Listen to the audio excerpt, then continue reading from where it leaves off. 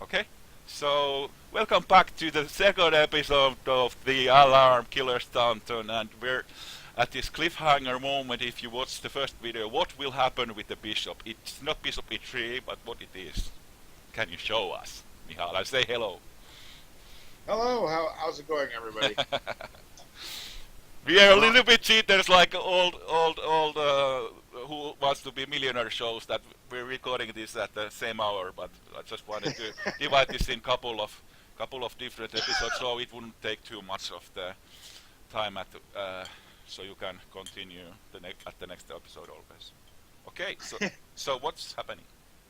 well, as we left off in the last episode, in post game analysis, it appears that Bishop E3 is the preferred move. It's kind of Uh, multi-purpose with these two ideas I mentioned, in my view. yes, yes.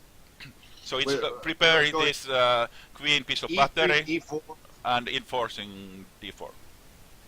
Correct. Yeah, and that is that seems to be the preferred choice. I went with something a little bit different. I actually went with knight to d2. Yeah. Uh, That was the other thing about the developing the bishop, was that mm, it kind of solves the issue of the development of the king side. But here we can see how did you solve it. So I think rook e1, knight f1 is pretty typical of idea here. So yep, and that followed right along with my whole thought pattern. I can't remember what game it was, but I saw a match, and I believe it was Kasparov versus Deep Blue, hmm in which something very similar. Kasparov played something very similar, moving his knights. You know, the rook to e1, the knight to mm. the f1. I think this is very typical. Yeah, we could Yeah, have checked the database, but I think looks natural. So I think that's enough for now. yeah, and so that's something that I was kind of striving for. One thing to mention here is that if you enjoy this structure, you might want to look this as black. This is one thing I want to mention, that it might help your opening play to use same kind of ideas in both colors. Yeah, So interesting. that is, I've yeah. never thought about it that way. Let's say Uh, opponent plays c4, you play e5, and go see where the game takes you, for instance. So if you can imagine that the colors are reversed, so that white plays c4 and you play e5, so it's kind of this position but colors reversed. Interesting. I think that happened in the first match for Team League for me this year. Uh-huh. Is that I ended up playing a match where I was, even though I was white, I ended up playing reversed almost as black Yeah, instead, and lost the it might be match. it might be useful because as white you have the extra tempo, so you have the extra move in the same Yeah. position. Yeah.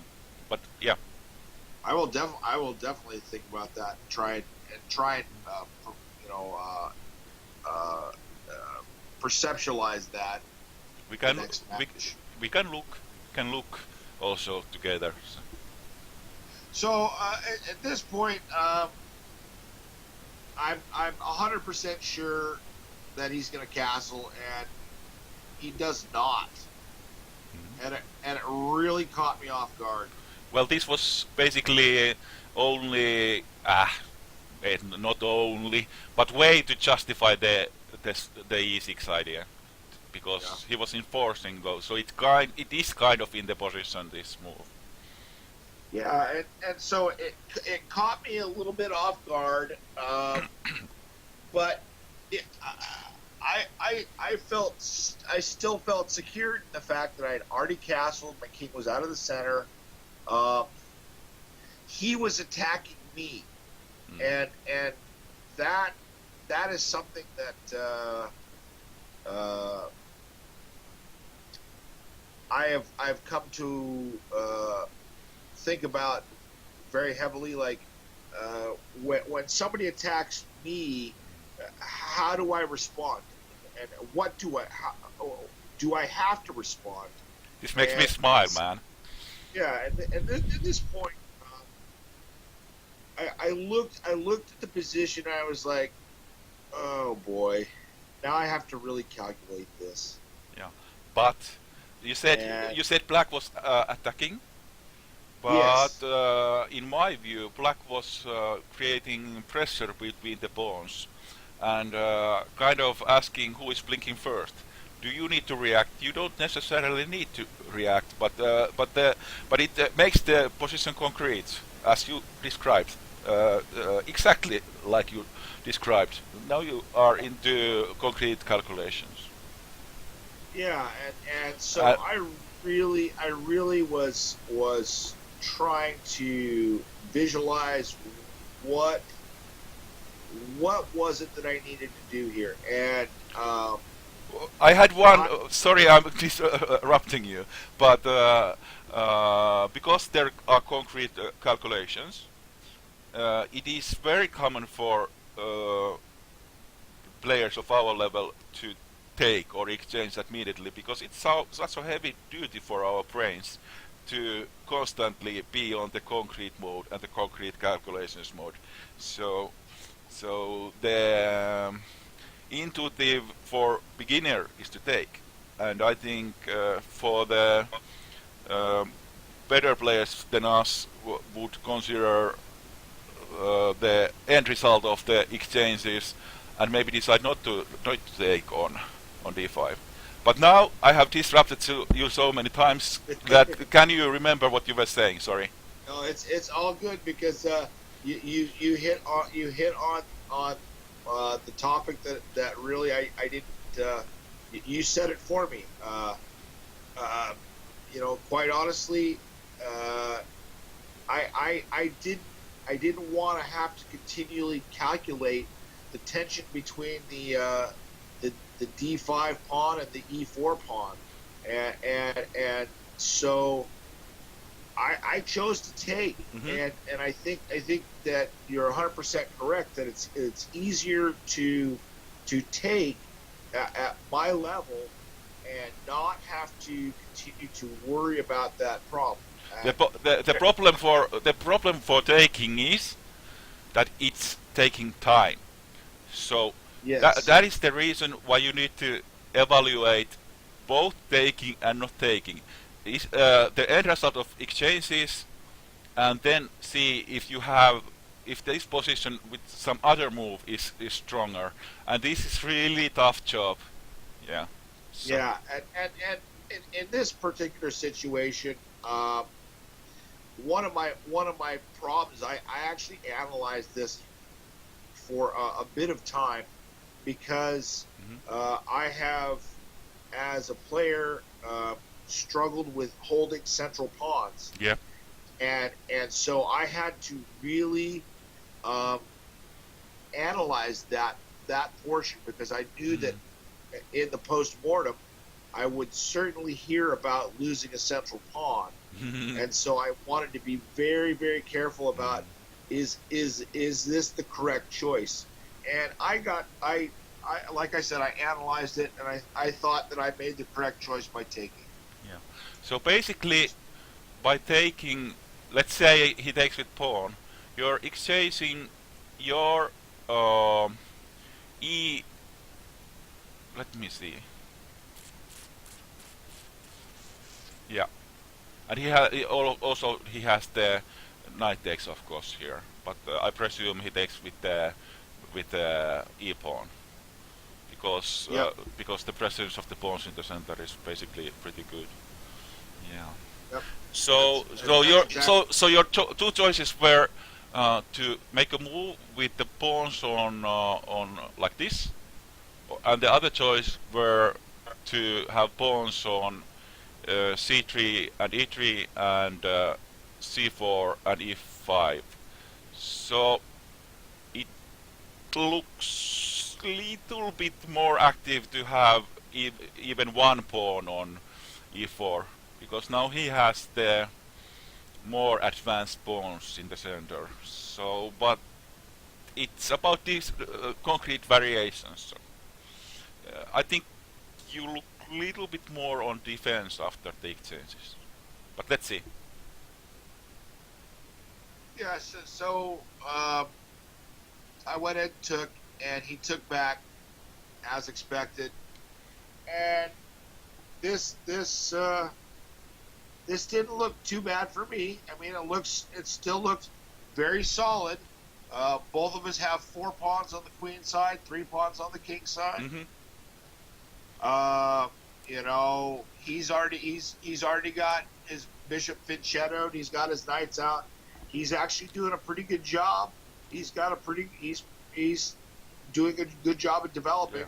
You have you have a tempo, so that's your I do have extra consideration. tempo, Yeah. and I have to use it. I think I used it really well throughout the match. So of course I liked rook to e1. My thought was rook e1, knight d2, f1, and then getting the bishop out, bishop to either e3, f4, something like that. I don't know, but those were ideas. At this point, after the exchange happened with the pawns in the center, I'm absolutely certain he has to castle now, and of course he castles. Mm-hmm. He really caught me off guard by not castling, but it didn't hurt him a bit to delay his castling a little bit. So we're still in it. We're still doing it seems to be like pretty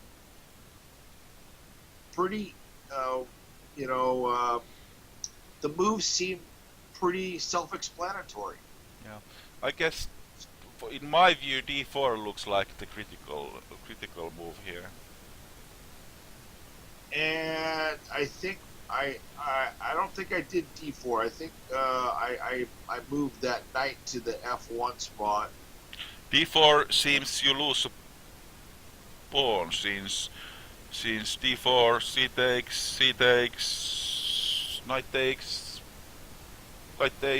bishop takes, and I think that means a pawn for black. So it wasn't correct in my understanding.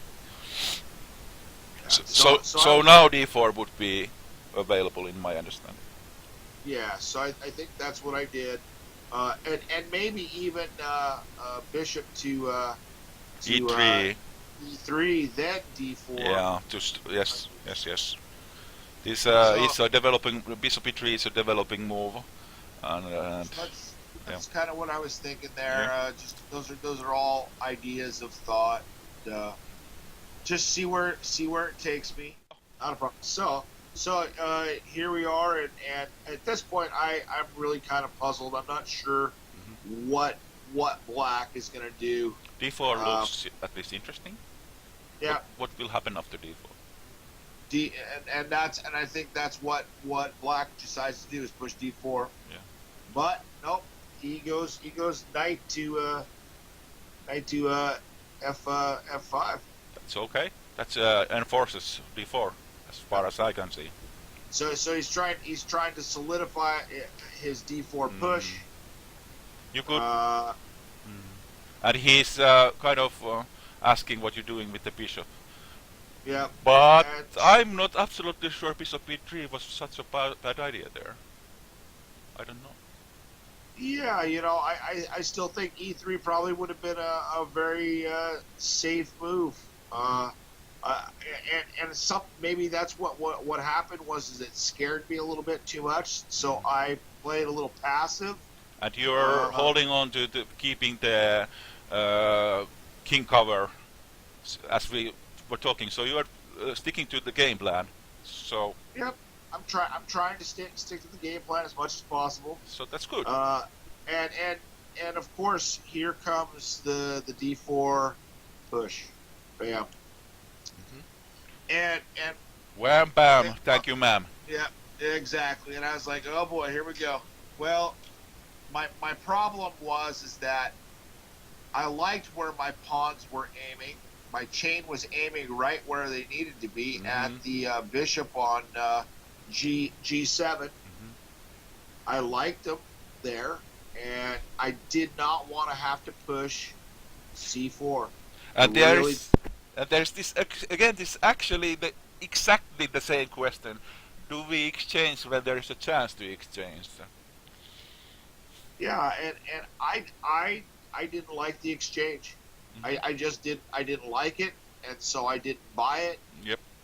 and I went With the queen to C2. with Now, with development. Han, in more analysis afterward, Han really believed that queen to B3 was a little bit better. Mhm. Okay, there Uh, comes C.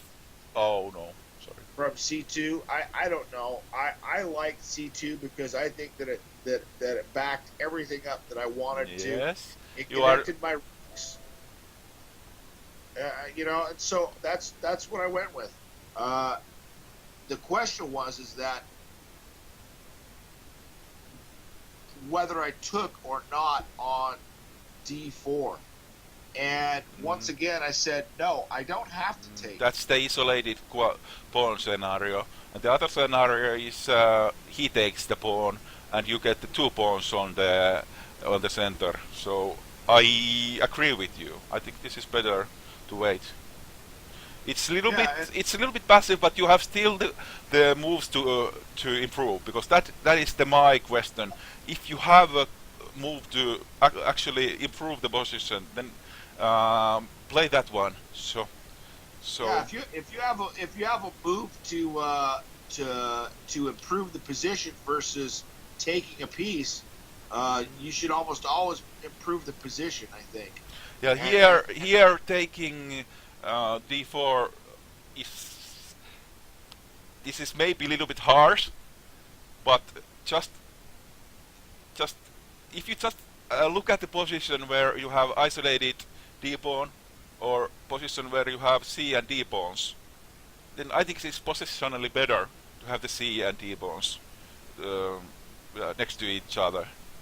So I think that's yeah, the reasoning enough for not taking. to be able to make sure that they've got a guard for each other. Yeah, but of course we need to calculate, as we were talking, at all the lines where he's taking c3, and every time and every move we have to know what is happening after d takes c3. So at this point, I feel like I'm doing pretty good. Uh, I don't believe that Black is going to take the C3 pawn. I just I don't see that he's going to. Uh, my feeling was is he was going to try and do something else, maybe a development move like bishop to e6. E6. Yeah. Yeah, that knight Uh, on f5 doesn't look too convincing in my opinion. Okay, it's looking a little bit on the king side, but still I think it's not convincing. It's a little bit yeah. guarding in the h6 and against the queen c1 bishop h6 idea, but maybe that's about it.